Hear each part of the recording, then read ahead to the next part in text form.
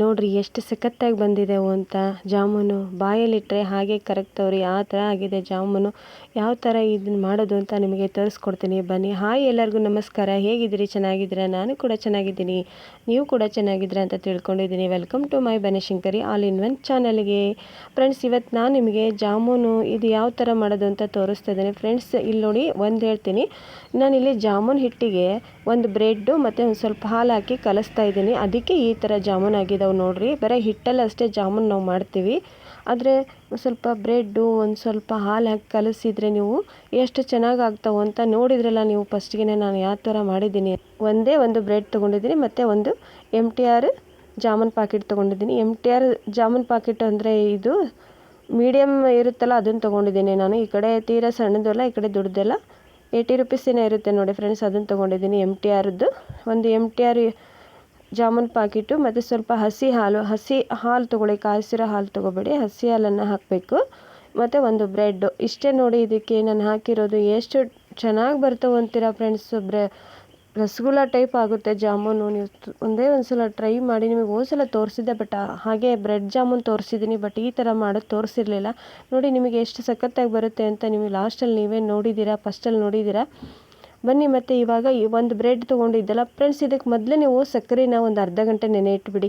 ನೋಡಿ ನಾನಿಲ್ಲಿ ಒಂದು ಪಾಕೆಟಿಗೆ ಅರ್ಧ kg ಆಗೋಷ್ಟು ಸಕ್ಕರೆನ ನೀರು ಜಾಸ್ತಿ ಹಾಕಬೇಡಿ ಫ್ರೆಂಡ್ಸ್. ನೀರು ಜಾಸ್ತಿ ಹಾಕಿದ್ರೆ ಪಾನಕ ಗಟ್ಟಿ ಆಗೋಲ್ಲ. ಹಾಗಾಗಿ ನೀರು ಒಂದು ಅಳತೆ ನೋಡಿಕೊಂಡು ಹಾಕ್ಕೊಳ್ಳಿ. ಅರ್ಧ kg ಶುಗರ್ ಹಾಕಿ ಒಂದು ಅರ್ಧ ಗಂಟೆ ನೆನೆಸಿಡ್ತಾ ಇದ್ದೀನಿ ನೋಡಲ್ಲಿ ನೀರಲ್ಲಿ ನೆನೆಸಿಟ್ಬಿಡಿ, ಯಾಕಂದರೆ ಬೇಗ ಆಗುತ್ತೆ ಪಾನಕ ಅಂತ. ಈಗ ನೋಡಿ ಸೈಡ್ಗಿರೋದೆಲ್ಲ ಬ್ರೆಡ್ಡಲ್ಲಿ ಈ ಥರ ತಕ್ಕೊಂಬಿಡಿ ನೀವು.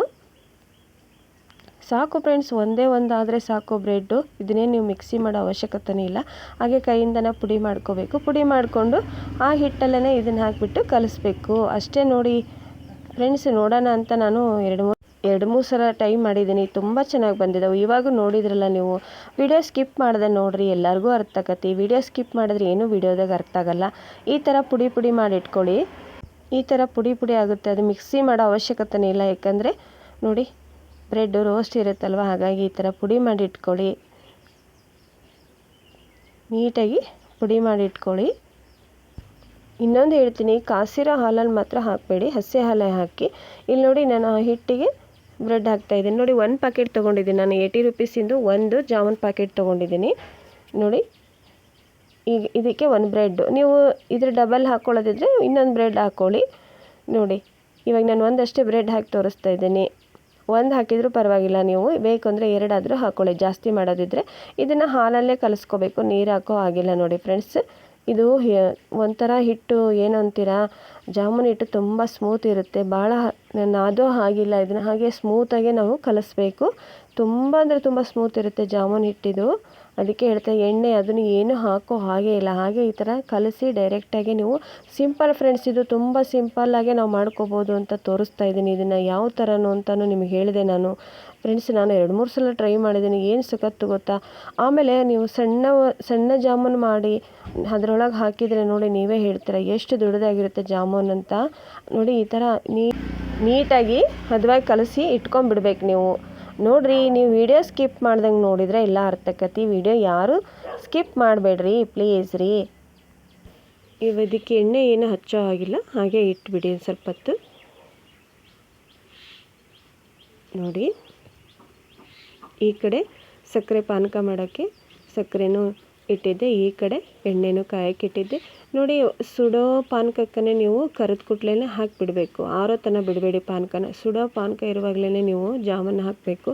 ಕೆಲವೊಬ್ಬರು ಆರಿದ ತಕ್ಷಣ ಹಾಕ್ತಾರೆ, ಅದು ಏನು ಚೆನ್ನಾಗಿ ಬರಲ್ಲ. ಅದಕ್ಕೆ ಹೇಳ್ತಾ ಇದ್ದೀನಿ, ಸುಡೋ ಪಾನಕ ಇರುವಾಗಲೇ ನೀವು ಜಾಮೂನು ಹಾಕಿಬಿಡಿ. ನೋಡಿ ಕೈಗೆ ಸ್ವಲ್ಪ ಎಣ್ಣೆ ಸವರ್ಕೊಳ್ಳಿ, ಎಣ್ಣೆ ಇಲ್ಲ ತುಪ್ಪನ ಸಣ್ಣ ಉಂಡೆಗಳನ್ನಾಗಿ ಮಾಡ್ಕೊಳ್ಳಿ.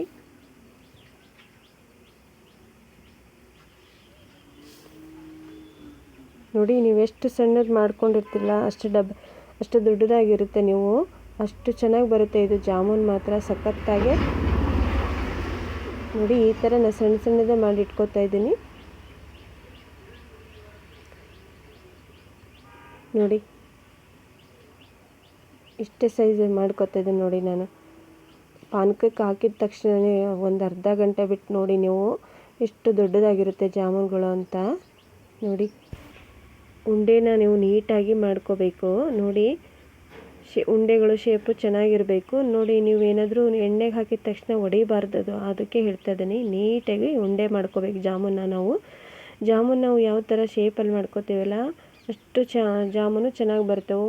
ಉಂಡೆ ಜಾಮೂನ್ ನೀವು ಎಣ್ಣೆಗೆ ಹಾಕಿದ ತಕ್ಷಣ ಹೊಡೆದ್ರೆ ಅಷ್ಟೊಂದೇನು ಟೇಸ್ಟ್ ಬರೋಲ್ಲ. ಇಲ್ಲಿ ನೋಡಿ ಸುಡೋದು ಪಾನಕನೂ ರೆಡಿ ಆಯಿತು. ಈ ಕಡೆ ಎಣ್ಣೆನೂ ಕಾದಿತ್ತಲ್ವ, ಅದಕ್ಕೆ ಹಾಕಿ ತೋರಿಸ್ತಾ ಇದ್ದೀನಿ ನೋಡಿ ಜಾಮೂನ್ ನಾನು. ನೋಡಿ ಇವಾಗ ನಾನು ಜಾಮೂನ್ ಹಾಕ್ತಾ ಇದ್ದೇನೆ. ನೋಡಿ ಒಂದು ಬ್ರೆಡ್ಡು ಮತ್ತು ಸ್ವಲ್ಪ ಹಾಲು, ಒಂದು ಪಾಕಿಟು ಜಾಮೂನು ಪಾಕಿಟು. ನೋಡಿ ಎಷ್ಟು ಚೆನ್ನಾಗಿ ಬರ್ತಾವೆ ಅಂತೀರಾ, ನೀವೇ ಹೇಳ್ತೀರಾ ನನಗೆ. ನೋಡಿ ಈ ಥರ ನೀವು ಈ ಥರ ಕರ್ಕೋಬೇಕು ಜಾಮೂನ್. ನೋಡಿ ಒಂದು ಜಾಮೂನು ಒಡೆದಿಲ್ಲ, ಅದಕ್ಕೆ ಹೇಳಿದ್ದೆ ನಾನು. ಉಂಡೆ ಶೇಪ್ ನೀವು ಚೆನ್ನಾಗಿ ಮಾಡ್ಕೋಬೇಕು. ಆಮೇಲೆ ಫ್ರೆಂಡ್ಸ್, ಪಾನಕ ಬಿಸಿ ಇರುವಾಗಲೇ ನೀವು ಹಾಕಬೇಕು. ಕೆಲವೊಬ್ಬರು ತಣ್ಣಗಾದ್ಮೇಲೆ ಹಾಕ್ತಾರೆ. ನೋಡಿ ಬಿಸಿ ಪಾನಕಕ್ಕೇ ಹಾಕಬೇಕು. ನೀವು ಬಿಸಿ ಪಾನಕಕ್ಕೇ ಜಾಮೂನನ್ನು ಹಾಕಬೇಕು. ನೋಡಿ ಇಲ್ಲಿ ನಾನು ಇಷ್ಟು ಜಾಮೂನ್ ಕರೆದು ಹಾಕಿದ್ದೀನಿ. ನಾನೇನು ಡೆಕೋರೇಷನ್ ಮಾಡಿಲ್ಲ. ನೀವು ಬೇಕಾದರೆ ಕೇಸರಿ ಇದ್ದರೆ ಹಾಕ್ಕೋಬೋದು. ನಾನು 2 ಏಲಕ್ಕಿಕಾಯಿ ಅಷ್ಟೇ ಸ್ವಲ್ಪ ಪುಡಿ ಮಾಡಿ ಹಾಕಿದ್ದೀನಿ. ಇದನ್ನು ಅರ್ಧ ಗಂಟೆ ಪ್ಲೇಟ್ ಮುಚ್ಚಿ ಇಟ್ಬಿಡಿ. ನೋಡಿ ಅರ್ಧ ಗಂಟೆ ಆದಮೇಲೆ ನಾನು ಪ್ಲೇಟ್ ತೆಗಿತಾ ಇದ್ದೀನಿ ಯಾವ ಥರ ಆಗಿದೆ ಜಾಮೂನ್ ಅಂತ. ಒಂದು ಜಾಮೂನು ಒಡೆದಿಲ್ಲ. ನೋಡಿ ರಸಗುಲ್ಲ ಟೈಪ್ ಆಗಿದೆ ಜಾಮೂನು.